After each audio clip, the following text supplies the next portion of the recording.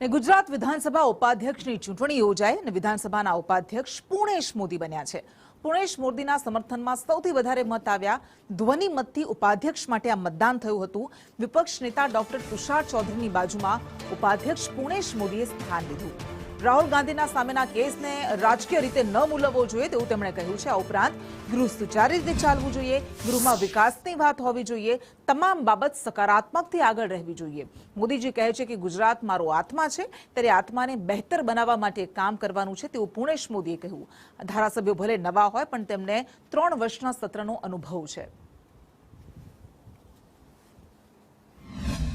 અધ્યક્ષની ગેરહાજરીમાં ગૃહ ચલાવવાનું હોય ત્યારે બધા જ સભ્યો સમાન હોય છે। ગૃહમાં અમારો કોઈ પક્ષાપક્ષી ના હોય, બધા જ સભ્યોનો સમાન હોય અને ગૃહની અંદર આપણે ગુજરાતનો વિકાસ હશે, ગુજરાતના ડેવલપમેન્ટની વાત હશે, ગુજરાતમાં આપણે જનતાને શું આપી રહ્યા છે, નવી કલ્યાણકારી યોજના છે, આ બધી જ બાબતો પોઝિટિવ હકારાત્મક અભિગમ સાથે આગળ વધશું।